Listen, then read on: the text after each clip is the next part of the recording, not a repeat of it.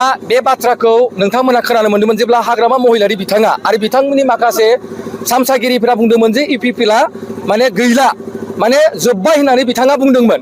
नाथाय बे जोब्बाय सोदोबखौ जों खोनानानै जोंनि मिरु लाइमोन गांखंआ जों सानखांनानै जोंहा जे प्रेसिडेन्टनि मोनसे नेतृत्वआ जोङो दिनै सासा सासिनि जि प्रग्राम मोनसे लादों आरो बे प्रभाबखौ नुनानै दिनै बिपिएफनि माखासे दैदेनगिरिफ्रा दिनै थोर थोर गिनायखौ जों नुनो मोन्दों। मानोना जोङो मिन्थिगौ जे इउपिपिएलआ एबा नैबे सासा सासिनि प्रग्रामनि गेजेरजों जोंनि बिटिसि ओनसोलाव बिटिआर ओनसोलाव जे 15टा समस्ति दङ बे समस्तिनि गेजेराव जे जोङो सिंगल मेजरिटि लानानै जोङो 10टानिफ्राय 12टा जोङो एमएलए देरहाहोनो हागोन बे नैबे सासा सासिनि गेजेरजों मोनसे प्रमान जादों। मानोना दिनै नोंथांमोना नुनो मोन्दों जे जोंनि गेजेराव जोंखौ गोबां दिनै जोंनि मुस्लिम कमिउनिटिनि मानसिफ्रा जोंखौ एक्सेप्ट खालायदों, बिथांमोना बजबदों, बरायदों आरो बेनो मोनसे प्रमान। मानोना मोनसे समाव जोंखौ मुस्लिम कमिउनिटिनि मानसिफ्रा इउपिपिएल होनना बुंब्ला बिथांमोना जानगाराव थायोमोन, गोजानाव थायोमोन आरो बिथांमोना जोंनि बाथ्राफोरखौ खोनासङामोन।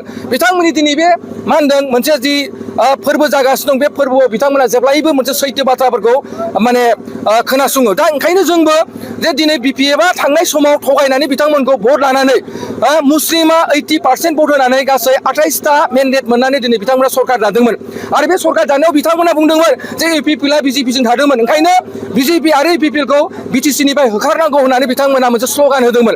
नाथाय बिथांमोना स्ल'गान होखांनायनि उनाव जेब्ला 28टा मेन्डेट मोनखांनायनि उनाव जों नुबाय अखानायै बिथांमोना बिजेपिखौ लानानै मोनसे सरकार दानायखौ जों नुनो मोन्दों। बेयो मोनसे लाजिथावथाव। मानोना बिपिएफआ 28टा मेन्डेट मोननानै गुबुनखौ हेफाजाब लानांगौनि मा प्रयजन दङमोन? बेहायथ' प्रयजननि खोथायानो गैयामोन। बिथांमोना मोनसे समाव जोङो 12 थाखायनो जोङो दिनै बिजेपिखौ लानो गोनां जादोंमोन। थेवब्लाबो जोंनि समाव जों 12टा जोङो केन्डिडेट दङब्लाबो जोंनि दिनाव जोङो बे मा होनदों बिजेपिनि जोङो एमखौ जोङो जोंनि प्रमद बर'नि नेतृत्वआव जोङो दानदों, काउन्सिलनिफ्राय दानदों। नोंथांमोनाथ' नुनो मोन्दों जों सासे नङा सानै जों दानदों। मानोना बे समाव जोंनि मिलिजुलि सरकारावबो जों 12टा मेन्डेट लानानैबाबो जोङो जोंनि थामोनथाखौ लानानै जोङो बिथांमोननि जिखिनि बुंनाय रावफोरखौ जों खोनासंनो हायैनि इउपिपिएलआ जोंखौ गाज्रिमोन मोजांमोनखौ लानानै जों बिथांमोनखौ सानै जोङो इएमखौ जों दाननाय जादों आरो नोंथांमोना बे खोथाखौ नुनो मोन्दों। दा ओंखायनो नैबे सासा सासिनि गेजेरजों जों जे मा होनदों बयनिबो बिथांमोननि कमिउनिटिनि मा होनदों सासा सासिनिफ्राय जों अननायखौ जों मोन्दों आरो दिनै बेखौ लानानै बिथांमोननि सानैसो नेताफोरा बुंबाय थादों जे दिनै बे सासा सासियालाय मा खालायगोन, मा प्रभाब गोलैगोन, जोंथ' दिसपुरावसो थांगोन, दिसपुराव थाङा। बिथांमोना बुंदों एमपिखौबो नाङा होननानै, बिथांमोना दिसपुरखौबो नाङा होनना बुंदों। दा ओंखायनो फैगोन समाव जोङो जेरैखि जाया नैबे 9 तारिखनि एप्रिलाव जि जोंनि आसाम एसेम्ब्लियाव जि माने जानो थांगासिनो इलेक्सन, बे इलेक्सनाव जोङो 15टा समस्तियाव जोङो 10टानिफ्राय 12टा इउपिपिएलआ सिंगल लार्जेस्ट लानानै देरहागोन आरो जोङो किं मेकार जागोन बिटिसिआव। आरो बे 12टा देरहाखांनायनि उनावनो बिपिएफ सरकारा मास मोनथाम मोनब्रैनि उनाव बायगोन। आं नोंथांमोननि गेजेराव दिनै फोरमान मोनसे आरो स्पस्ट भाबै खोथा बुङो आरो बेखौ लानानै ओंखायनो रायजो राजाफोरखौ आं खावलायनो लुगैदों जे नोंथांमोना बिपिएफआव थानाय माने थगायसुला। बिपिएफ माने नोंथांमोना मिथिगौ बिथांमोना गोबां माने गाज्रि बाथ्रा बुंनानै थगायनो हायो। बिपिएफ माने नोंथांमोना बिथांमोननि दैदेनगिरिफ्रा लागाम गैया, बाथ्रा बुंनो हाया, मानसिखौ रेसपेक्ट गैया, सनमान होआ, गाज्रि बाथ्रा बुङो, बेखौ नोंथांमोना नुनो मोन्दों। आरो आं बिपिएफखौ दिनै मोनसे नाम होनो नागिरदों। आं ओंखायनो दाख्लैबो होनदोंमोन मोनसे मिडियानि गेजेरजों हाग्रामा महिलारिया थगायनायनि एमए पास।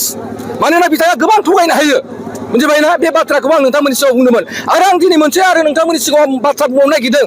बिपिएफनि फुल मिनिंआ जाहैबाय बि माने मा जाहैबाय बाखिराम, मिथिबायना? बिनि ओंथिया जाहैबाय बाखिराम, पि माने पिपल्स आरो एफ माने फ्रन्ट, माने थगायनायनि मा होनदों पिपल्स फ्रन्ट होननानै बिथांमोनखौ जोङो दिनै मानो होननानै बुंदोंब्ला थांनाय 17 बोसोराव 3000 कौटिनि बारा ऋण गारबोदों आरो बिथांमोना नैबे दानि 6-7 मास इलेक्सन जिथु माने सरकार सालायदों बे सरकारावबो बिथांमोना 2-3,000 कौटि थाखा मा होनदों बिना बिथांमोना माबा मा होनदों एडमिनिस्ट्रेटिभ एप्रुभेल गैया गारा, खुनु सरकारनि माबा गैया गारा, अर्डार गैया गारा, बिथांमोना राइटिंफोरावनो बिथांमोननि एमजिएमफोरा राइटिंफोराव लिरै लाइमोनफोरखौ गब्राय बाखि सोरबा हा बन्दक होनानै सोरबा मोसौ फाननानै दिनै खामानि मावनायखौ जों नुनो मोन्दों।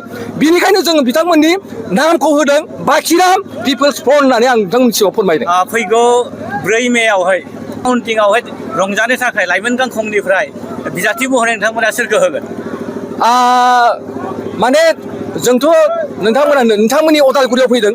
अदालगुरियाव जोङो जोंनाव गासै 3 समस्ति दङ अदालगुरियाव, नङा होमबा?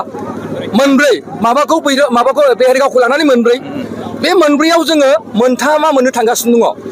3 जोंना नै दिपेन बर' दा फैदों।